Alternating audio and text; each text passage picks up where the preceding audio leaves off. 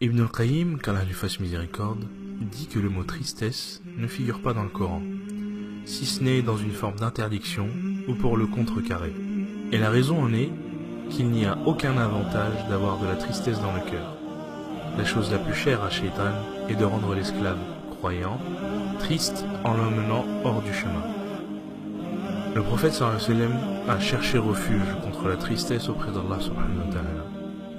Ibn al-Qayyim dit: la tristesse affaiblit le cœur et diminue la détermination et la volonté d'aller de l'avant. Il n'y a rien de plus aimé à Shaitan que la tristesse d'un croyant. Pour cette raison, soyez heureux, optimistes et pensez en bien d'Allah.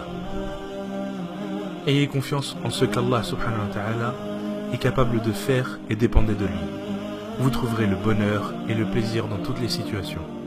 Ibn al-Qayyim dit: ne gâchez pas votre bonheur avec le sentiment d'inquiétude et ne ruinez pas votre esprit avec le pessimisme.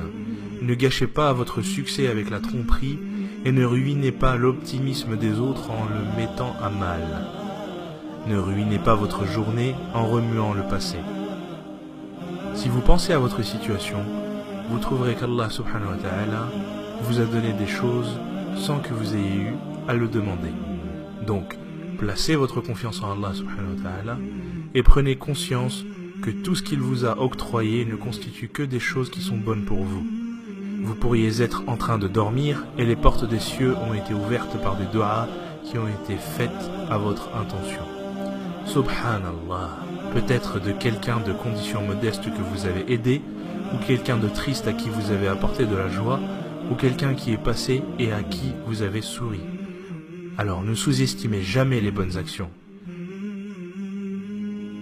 Un des pieux prédécesseurs a dit: je fais des doigts à Allah subhanahu wa ta'ala pour quelque chose que je veux, et s'il me la donne, alors je suis heureux une fois, et s'il ne me la donne pas, alors je suis heureux 10 fois, parce que dans le premier cas, c'était mon choix, et le second était le choix de Dieu.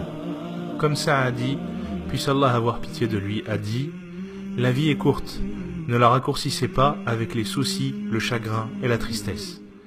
Alors soyez le gestionnaire d'un cœur qui respire le bonheur et la satisfaction. Puisse Allah subhanahu wa ta'ala faire de chacun de vos moments des moments de bonheur et qu'Allah nous pardonne tout. Amin.